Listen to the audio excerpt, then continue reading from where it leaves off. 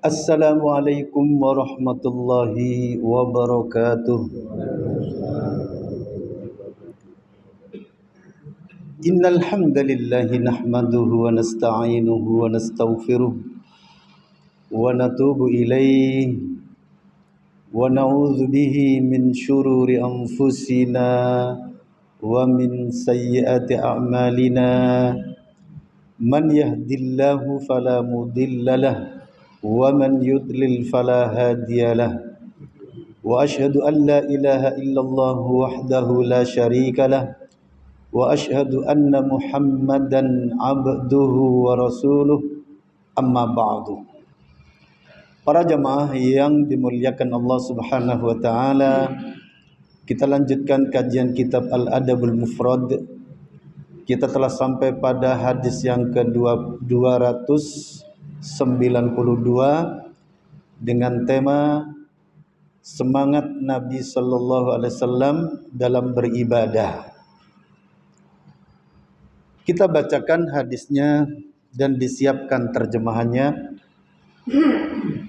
Juga kalau ada kemungkinan tafsir dari Al-Qur'an, mohon juga dipersiapkan.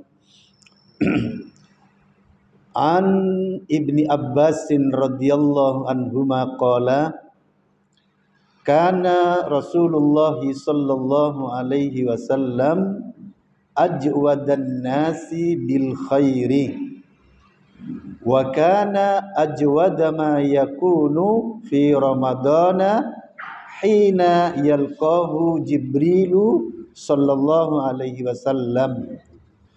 Wa kana Jibrilu yalqahu fi kulli lailatin min ramadana ya'ridu alaihi Rasulullah sallallahu alaihi wasallam al-Qur'ana fa idza laqiyahu Jibrilu kana Rasulullah sallallahu alaihi wasallam ajwada bil khairi minar rihil mursalah.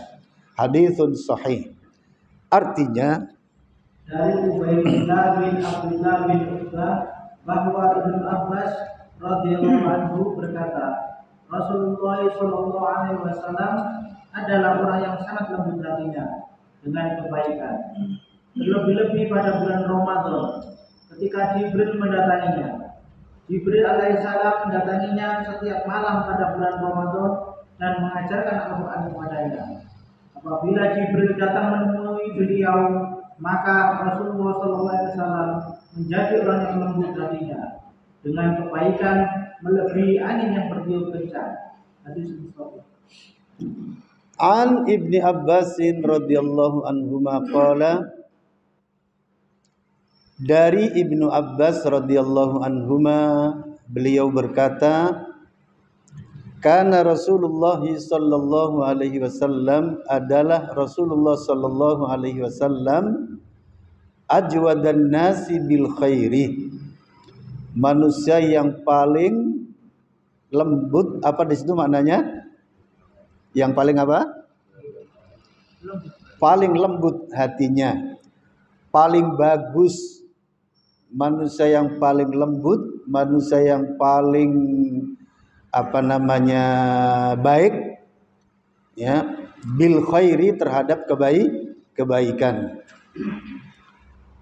Wa kana ajwada ma yakunu fi ramadana, dan adalah sebaik-baik keadaan yang terjadi yakni pada bulan Ramadan. Hina yalqahu Jibrilu sallallahu alaihi wasallam, ketika Jibril menemuinya sallallahu alaihi wasallam. Wa kana Jibrilu, dan adalah Jibril, yalqahu fi kulli lailatin min ramadana, menemuinya pada setiap malam dari bulan Ramadan.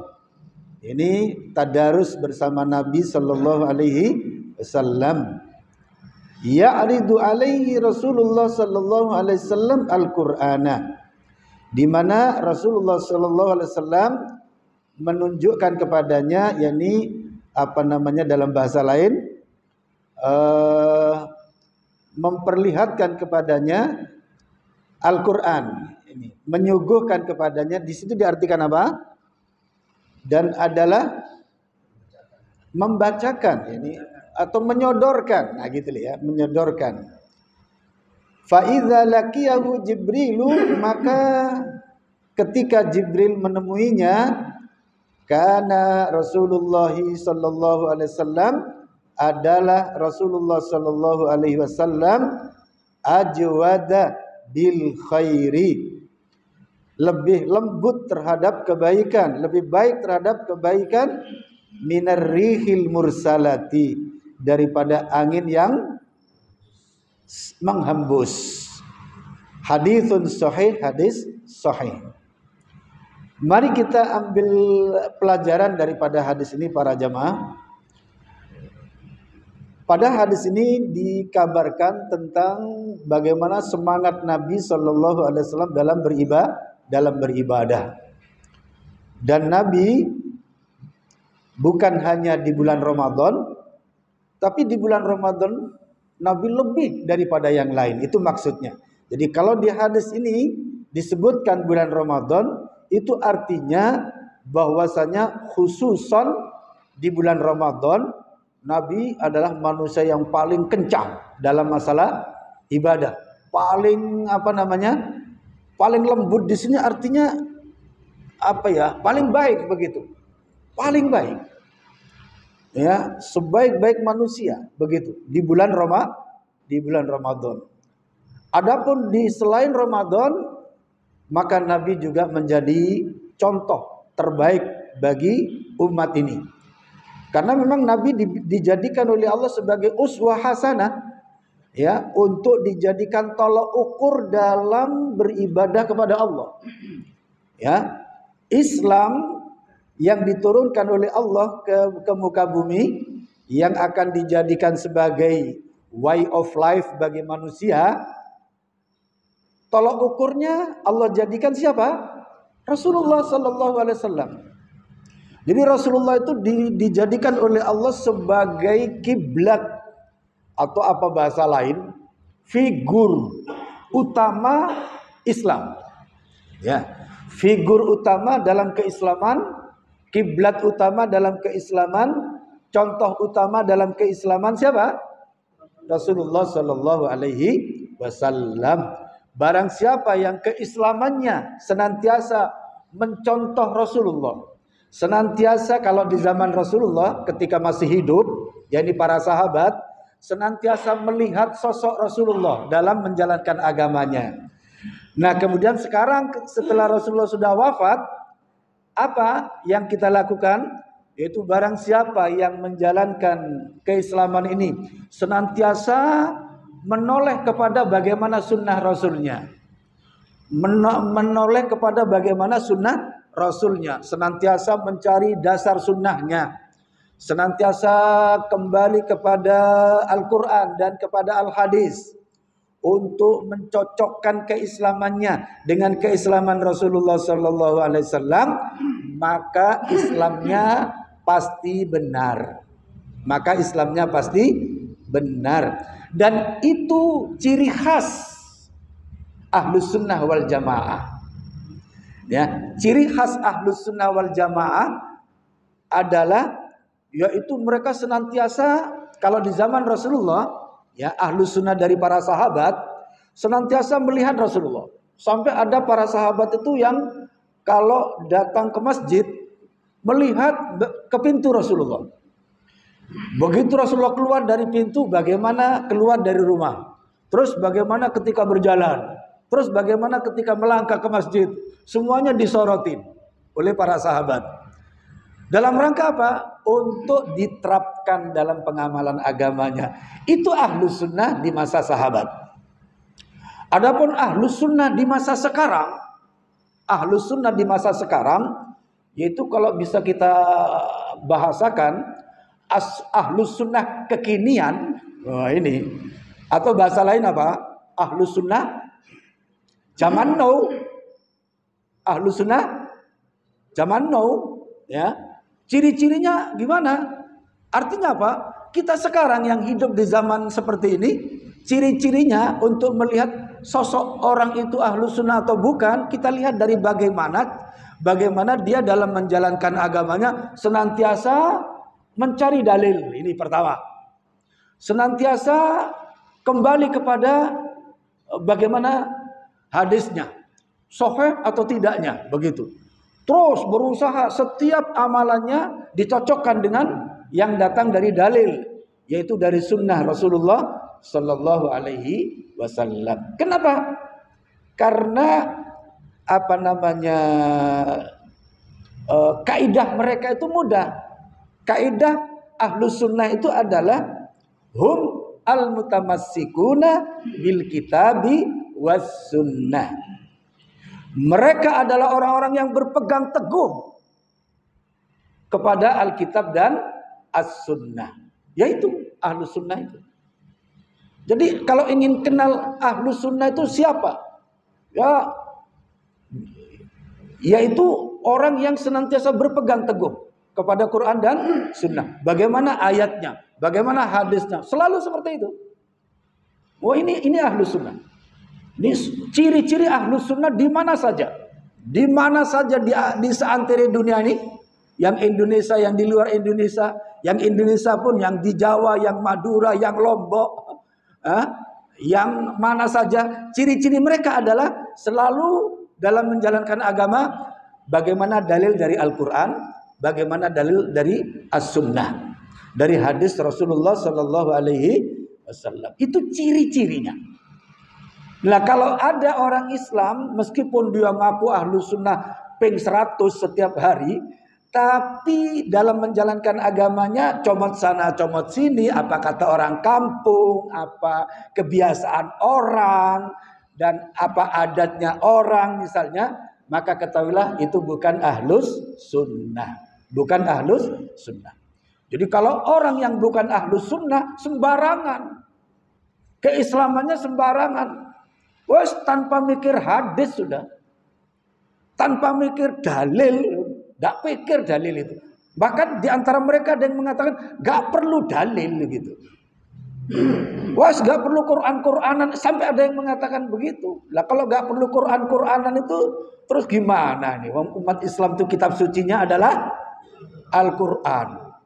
Ada juga yang gak perlu sunnah, gak perlu dalil-dalilan, gak perlu hadis-hadisan katanya. Wong kiai saya itu sudah hadis. Apalagi kalau ngomong seperti itu. Lah itu di masyarakat itu. Ya kiai saya itu sudah hadis katanya. Lah kiai saya itu sudah lebih pintar daripada kamu katanya. Ya, meskipun tanpa dicek apakah sudah benar sesuai dengan hadis. Lah ini kalau ahlul bid'ah, ini karena umat Islam itu pasti ada dua golongan. Ahlus sunnah, ahlul bid'ah. Jadi kalau kita yang kumpul sekarang ini, kalau enggak ahlus sunnah ya ahlul bid'ah. Betul enggak kira-kira ini? Kita yang sekarang berada di dalam masjid ini ada dua kemungkinan. Ahlus sunnah atau ahlul bid'ah. Lah terus kita sekarang ini siapa kira-kira? Ya kita lihat aja ciri-ciri kita. Kita lihat saja kebiasaan kita. Kita lihat saja bagaimana semangat kita dalam menjalankan agama ini. Kalau benar-benar kita yang ada di masjid sekarang ini benar-benar sudah memastikan diri di dalam menjalankan agama Islam ini, senantiasa melihat bagaimana Al-Quran dan senantiasa kembali kepada sunnah Nabi Sallallahu Alaihi Wasallam, maka insya Allah yang akan menilai kita ahlus sunnah. Ya ngaku-ngaku jangan, nanti kalau salah gimana coba. Tapi kalau kita sudah memastikan, ya, kalau kita sudah memastikan bahwa kita benar-benar komitmen terhadap Quran dan Sunnah, insya Allah benar-benar kita adalah ahlus sunnah. Nah ini. Jadi sebaliknya, kalau ternyata kita ini ngaji tapi nggak peduli Quran atau Sunnah, yes pokoknya kejawen pun masuk. Ya, amalan orang adat pun masuk misalnya, enggak apa-apa misalnya. Loh Ustadz ini hadisnya mana, enggak perlu hadis misalnya. Maka kalau kajian kita seperti itu berarti kita sekarang ini ahlul bid'ah wal iyad billah, dan kita berlindung kepada Allah menjadi ahlul bidah. Hidup cuma sekali para jamaah. Hidup cuma sekali putaran. Ya, manusia hidup ini cuma sekali putaran. Jangan sampai kita ini tidak menjadi ahlus sunnah wal jamaah. Terus gimana caranya Ustaz? Pastikan kita benar-benar kembali kepada Al-Quran dan Sunnah. Nah ini di antara bagaimana cara menjalankan agama Islam. Dan Rasulullah SAW sendiri adalah uswah hasanah. Ikutan yang paling benar adalah Rasulullah. Di zaman sahabat, para sahabat selalu melihat sosok Nabi dalam masalah Islam.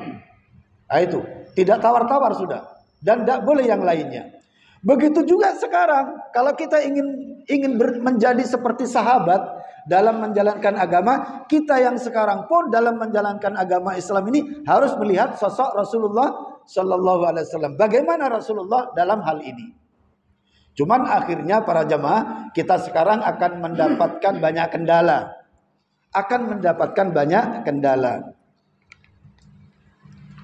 Seiring dengan waktu.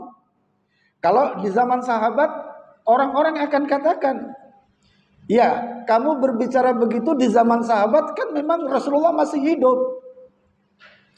Permasalahannya ketika pembicaraan seperti itu kita bicarakan sekarang, maka banyak orang kemudian komplain atau memberikan nilai negatif pada kita. Di antaranya apa? Loh, kan Rasulullah sudah tidak ada. Nah, ini di antara provokasi setan. Ya, setan pinter caranya untuk meracuni image manusia itu. Loh, sekarang kan Rasulullah sudah nggak ada kok bilang sunnah-sunnah. Lah itu akhirnya banyak umat Islam yang terpengaruh. Iya ya, Nabi kan sudah nggak ada kok bicara sunnah-sunnah. Akhirnya apa? Jalanin Islam menurut orang kampung. Lah ini. Ada juga yang, loh Rasulullah kan dulu, kita kan sekarang. Nah, dulu sekarang. Kata mereka, orang Jawa bilang apa? Roti kelemben. Apa itu maknanya? Saiki biyen. Itu ada saja setan itu ya. Oh, biyen Nabi zaman dulu ya dulu, kita sekarang katanya. Makanya sampai ada Islam Nusantara macam-macam. Saiki, sekarang, kekinian katanya. Islam kekinian harus kekinian kata mereka. Padahal yang benar gimana? Islam yang benar adalah Islam yang dibawa oleh Rasulullah Sallallahu Alaihi Wasallam, dan yang dibawa oleh Rasulullah itu yang dari Allah dan yang harus berlaku sampai hari kiamat. Kita tidak boleh mengada-adakan lagi Islam kekinian. Yang ada Islam yang datang dari Rasulullah Sallallahu Alaihi Wasallam. Kapanpun dan dimanapun, ya harus dikembalikan kepada yang pertama, yang dari Rasulullah. Jangan kemudian kembali kepada Islam yang pendapat orang sekarang. Jangan, ya. Rasulullah adalah uswah yang terbaik dalam Islam. Tidak ada lagi contoh yang terbaik dari Rasulullah Sallallahu Alaihi Wasallam. Lihat surah Al-A'raf, surah ke-33, surah Al-Ahzab ayat 21. Surah Al-Ahzab surah ke-33 ayat 21. Qori'nya dipersiapkan, di mana Allah Subhanahu wa taala berfirman, laqad kana lakum fi rasulillahi uswatun hasanah liman kana yarjullaha wal yawmal akhir wa dzakarallaha katsira.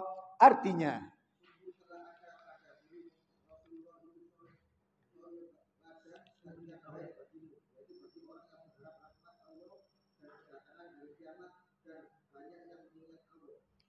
Allah menyatakan laqad kana lakum, sungguh telah ada bagi kalian, fi rasulillahi, pada diri Rasulullah, uswatun hasanah, suri tauladan yang baik.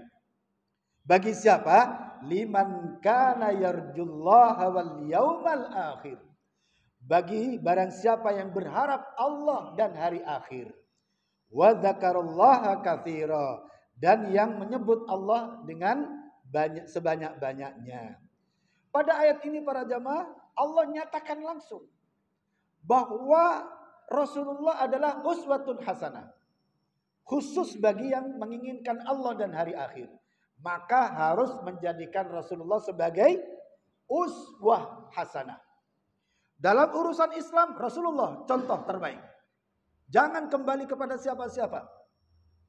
Wah, saya kembali kepada Sunan Wali Songo. Jangan. Wali Songo juga harus kembali kepada Rasulullah. Iya. Ustadz, saya apa kata kiai saya? Jangan. Kiai saya pun harus apa kata Rasulullah. Kalau kiainya ternyata beleng. Apa ada kiai yang beleng itu? Halo? Hah? Ada katanya. Lah kiai yang beleng itu contohnya seperti apa? Lah kok ada kiai beleng itu? Seperti apa? Lah kalau ada kiai yang ternyata nyimpang dari sunnah Rasulullah Sallallahu Alaihi Wasallam, itulah kiai yang beleng, metalis. Tapi kalau kiai itu, masya Allah, ada seorang kiai taati Allah wa atiur Rasul, alimun bil kitabi was sunnah. Benar-benar mendakwahkan kepada manusia kembali kepada Quran dan Sunnah. Ketahuilah dia adalah kiai saya. Halo? Sepakat? Loh, kok nggak sepakat? Sepakat? Kalau ada kiai yang benar-benar alim bil kitabi was sunnah, benar-benar selalu berdakwah kepada Quran dan Sunnah, dan menjauhi kebid'ahan, menjauhi TBC. TBC itu apa itu? Tahayyul, bid'ah, khurafat, maka dia adalah kiai saya, kiaiku, kiai kita bersama. Betul? Masya Allah. Kalau ada, tolong saya dikasih tahu. Saya akan berguru kepadanya. Karena itulah kiai yang benar. Kiai yang benar. Mudah-mudahan tidak ada kiai yang tidak seperti itu. Mudah-mudahan kiai-kiai di Indonesia ini kiai-kiai yang bisa diikuti Quran dan sunnahnya. Amin ya rabbal alamin. Ma'asyiral muslimin rahimani wa rahimakumullah. Surat apa tadi? Surat Al-Ahzab. Ayat ke-21 ini benar-benar mari kita jadikan pegangan. Bahwa urusan Islam, kalau kita bicara Islam, Rasulullah lah tokoh utamanya. Rasulullah lah uswah hasanahnya. Jangan mencontoh yang lain. Kenapa? Karena yang lain itu juga harus kembali kepada menjadikan Rasulullah sebagai uswahnya. Saya apa kata Imam Syafi'i? Loh, Imam Syafi'i itu loh juga harus menjadikan Rasulullah sebagai uswahnya. Betul gak kira-kira? Oh, saya apa kata Imam Ahmad? Loh, Imam Ahmad juga harus menjadikan Rasulullah sebagai uswahnya. Lah kalau kita sekarang ikut Imam Syafi'i, kalau kita sekarang ikut Imam Ahmad dan lain sebagainya, kita ikut mereka dengan alasan karena apa yang mereka telah ikut, telah menjadikan Rasulullah sebagai uswah hasanah. Nah, makanya kalau ada suatu pendapat yang datang dari para imam, baik itu mungkin Imam Bukhari kah, mungkin Imam Syafi'i kah, mungkin Imam Nawawi kah, mungkin Imam Ahmad kah, kalau ternyata menyimpang dari sunnah Nabi Sallallahu Alaihi Wasallam, maka kita tidak boleh mengikutinya. Kenapa? Karena mereka manusia biasa dan bukan uswah dalam Islam. Uswah dalam Islam siapa? Rasulullah Sallallahu Alaihi Wasallam. Jadi menurut surat Al-Ahzab ayat 21 ini, orang sak dunya, orang sedunia ini, wong sak dunya iki dalam menjalankan agama wajib menjadikan Rasulullah sebagai uswah hasanahnya. Entah itu lewat jalur ilmu yang lewat jalur Imam Syafi'i, entah itu lewat jalur yang lewat jalur ilmu Imam Ahmad, entah ilmu itu lewat jalur Imam Nawawi, terserah. Yang penting ada dasarnya, ya, ada dasarnya ke atas sampai Rasulullah Sallallahu Alaihi Wasallam, maka sami'na wa ata'na. Oh, ternyata Ustadz, saya dapat saya dapat amalan dari seorang kiai yang ada di Jawa Timur. Terus amalannya gimana? Ternyata amalan itu benar, rawahul Bukhari. Hah? Maka gimana sikap kita? Oh iya, benar itu. Itu kiai saya. Nah, itu kiai saya. Kenapa? Karena rujukannya jelas dari hadis yang sahih, rawahul Bukhari lagi. Ya, kalau sudah rawahul Bukhari, insya Allah ke atasnya sampai kemana? Rasulullah Shallallahu Alaihi Wasallam. Subhanallah, kalau agama Islam yang kita amalkan ini sampai kepada Rasulullah Shallallahu Alaihi Wasallam, berarti sampai pula kepada siapa? Kepada siapa yang di atas? Allah Subhanahu wa Ta'ala.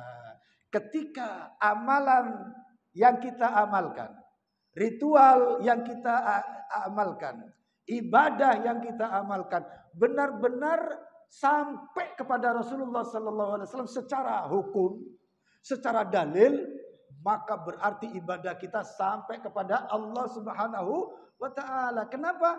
Karena yang karena agama ini langsung dari Allah Subhanahu wa Ta'ala kepada Rasulullah Sallallahu Alaihi Wasallam. Mari kita jadikan Rasulullah sebagai uswah hasanah kita, supaya Islam kita makbul, diterima ketika menghadap Allah Subhanahu wa Ta'ala. Karena nanti di hadapan Allah para jamaah, ketika manusia menghadap Allah nanti, keislamannya ada yang makbul. Makbul itu apa bahasa kita? Langsung cair. Bahasa kita langsung cair. Ini kunci surganya. Langsung kunci surga diterima. Ceklik, surga dibuka. Itu cair artinya para jemaah. Ada yang Islamnya makbul, diterima di sisi Allah. Nanti ada manusia ngaku muslim, ternyata sampai di hadapan Allah, Allah nggak kenal. Loh, kamu itu muslim atau kafir? Kenapa? Karena setiap ibadahnya nggak ada uswah hasanah dari Rasulullah Sallallahu Alaihi Wasallam, melainkan ya ini orang etan kali seperti ini kulon kali seperti itulah. Dalilnya dalil etan kali kulon kali. Loh, apa ada? Ada itu. Ada orang Islam itu ibadahnya dalilnya kulon kali etan kali. Nah, itu sudah salah. Wah, ini nenek moyang loh, nenek moyang. Kalau sudah nenek moyang bukan dalil itu. Nah, itu fanatisme nenek moyang ya. Jadi nanti ada yang makbul, ada yang tidak makbul. Kenapa? Yang tidak makbul itu ketika ngaku Islam tapi ternyata menyimpang dari sunnah Rasulullah Sallallahu Alaihi Wasallam. Ma'asyiral muslimin rahimani rahimakumullah. Kita kembali ke hadis, di mana Rasulullah itu memang beliau diangkat oleh Allah sebagai uswah hasanah ya. Makanya beliau juga semangat. Dan Rasulullah subhanallah para jamaah, para sahabat seluruhnya. Ya. Kalau sudah bicara Rasulullah sallallahu alaihi wasallam itu apa? Cinta sekali. Takjub. Rasulullah dan para sahabat seluruhnya memandang Rasulullah subhanallah sosok manusia yang luar biasa. Makanya sami'na wa ata'nanya para sahabat itu kepada Rasulullah nggak bisa dipandang remeh sudah. Mereka tuh kalau sudah Rasulullah SAW apapun, bahkan tubuhnya pun akan dikurbankan kalau sudah Rasulullah SAW. Sampai mereka pasang badan untuk Rasulullah SAW. Ini menunjukkan bahwa Rasulullah itu manusia yang paling tinggi dalam segala hal. Dalam hal akhlak, dalam hal ibadahnya, dalam hal keadilannya dan lain sebagainya. Ya karena memang beliau adalah uswah hasanah. Dipandang oleh para sahabat itu Rasulullah adalah figur yang paling atas. Makanya mereka itu pokoknya Rasulullah sudah sampai suatu ketika ada seorang pakai gelang cincin emas, cincin emas. Maka Rasulullah kemudian kasih peringatan bahwasanya cincin emas itu dilarang.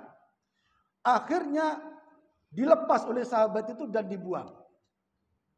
Maka setelah Rasulullah selesai, sahabat yang lain temannya membisikinya, kenapa enggak diambil, kan emas. Emas kan bisa dijual gitu loh. Lah kalau besi atau kawat ya nggak bisa dijual kan itu ya. Ini emas ini. Loh kenapa kok nggak kamu ambil, kan bisa dijual. Apa kata sahabat itu? Aku tidak akan mengambil sesuatu yang sudah dibuang oleh Rasulullah Sallallahu Alaihi Wasallam. Subhanallah para jemaah. Ini sahabat. Ini para sahabat. Suatu ketika turun ayat jihad. Semalaman turun ayat jihad. Maka para sahabat pasang badan di depan pintu Rasulullah Sallallahu Alaihi Wasallam agar ditunjuk menjadi panglima perang atau menjadi yang membawa bendera. Subhanallah. Mereka pasang badan. Di antara mereka ada yang menyemir rambutnya supaya kelihatan muda begitu ya. Sampai Umar bin Khattab pun selalu memperlihatkan diri. Nanti kalau Rasulullah keluar dari rumah supaya langsung ditunjuk, Umar, kau yang jadi panglima. Umar, kau yang bawa bendera supaya ditunjuk. Sampai kapan? Sampai pagi mereka berduyun-duyun ingin ditunjuk. Kenapa? Bagi mereka kalau yang nunjuk Rasulullah SAW pasti baik dan benar. Ternyata pagi harinya sampai subuh Rasulullah baru keluar. Ujung-ujungnya ketika keluar yang ditanya, Aina Ali? Di mana Ali? Oh ternyata yang dicari Ali. Sementara Ali saat itu gak ada di tempat. Karena Ali sedang di rumah sakit mata. Akhirnya kata Rasulullah, bawa dia ke sini. Begitu sampai di hadapannya diludahi matanya dan sembuh total. Kemudian tampuk pimpinan perang diberikan kepada Ali radhiyallahu an. Yang kita garis bawahi para jamaah, kesiapan para sahabat. Betapa para sahabat itu kalau dari Rasulullah Sallallahu Alaihi Wasallam sami'na wa ata'na. Begitu juga kita sekarang. Kita sekarang sebagai umat Islam yang hidup di masa sekarang, kalau kita ingin memiliki derajat di sisi Allah seperti derajatnya para sahabat, hendaknya kepada yang namanya Rasulullah dan sunnahnya harus apa? Sami'na wa ata'na. Kemudian para jamaah,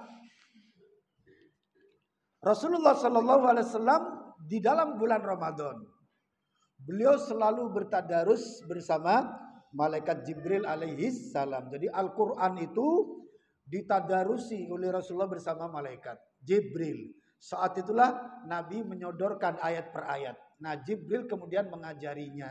Misalnya ini dibaca apa dan ini waqaf atau tidak. Kemudian ayat ini Muhammad gabungkan dengan ayat ini. Ayat ini ditaruh di surat ini. Itu yang menunjukkan siapa? Malaikat Jibril atas izin Allah Subhanahu wa ta'ala. Sehingga Al-Quran menjadi rapi seperti yang kita baca sekarang. Itu adalah karena Nabi itu adalah jasa daripada Nabi Sallallahu Alaihi Wasallam yang menyodorkan Al-Quran setiap Ramadan kepada siapa? Kepada malaikat Jibril. Nah, maka malaikat Jibril kemudian titik komanya berhenti di mana, ayat ini termasuk surat apa, dan surat ini jatuh sudah surat apa, semuanya didikte oleh siapa? Malaikat Jibril ya. Oleh malaikat Jibril ditunjukkan Muhammad ini taruh di sini. Ini gabungkan dengan ini gandengkan dengan ayat ini. Ini terjadi selama bulan Ramadan. Nah, ini menunjukkan bahwasanya kalau di antara jamaah ada yang mau tadarus bersama, boleh kalau di bulan Ramadan. Cuma kalau di luar Ramadan, kalau dikasih ke speaker, nanti orang kampung kok tumben lah gitu. Tapi kalau Ramadan nggak ada orang bilang tumben. Kenapa? Sudah waktunya di mana-mana ada. Jadi kalau misalnya mau tadarus, ada 5 orang sengaja tadarus. Tadarus itu artinya apa para jamaah? Membaca bergantian, saling mengingatkan kalau ada kurang panjangnya. Saling koreksi. Syukur-syukur kalau ada di antara misalnya ada 10 orang, ya ayo 10 orang, ayo tadarus bermalam di masjid. Nah, syukur-syukur di antara mereka ada yang alim. Sehingga dalam pertemuan itu mesti ada satu ayat yang diterangkan setara asbabun nuzulnya, tafsirnya, ini dan itunya. Bagus itu ya. Boleh kalau mau. Tapi baca sendiri-sendiri juga boleh ya, boleh. Kemudian para jamaah bersemangat ya di dalam menjalankan ibadah terutama di bulan Ramadan telah dicontohkan oleh Rasulullah sallallahu alaihi wasallam. Sebentar lagi insyaallah kita akan berhadapan dengan bulan Ramadan. Kurang berapa hari? Ya sudah kurang dari 100 kan? Nah ini semoga kita nanti bisa bersungguh-sungguh dalam mencapai memperbanyak pahala di bulan Ramadan. Apa saja amalan yang dilakukan oleh para salafus soleh di bulan Ramadan? Di antaranya adalah memperbanyak sholat sunnah. Memperbanyak sholat sunnah. Sholat sunnah para jamaah, kalau di malam hari, ya untuk witirnya 1 sampai 11. Mungkin 1 rakaat, 3 rakaat, 5 rakaat, 7 rakaat, 9 rakaat sampai 11 rakaat. Di sana juga ada bahasa witir 13 rakaat. Ternyata yang 2 rakaat adalah 2 rakaat sebelum subuh. 2 rakaat sebelum subuh. Nah ini kalau bicara witir maka hanya 11. Tapi kalau bicara sholatul lail maka sebanyak-banyaknya 2 rakaat salam, 2 rakaat salam. Ketika Nabi ditanya tentang sholat malam, apa kata Rasulullah? Masna, masna.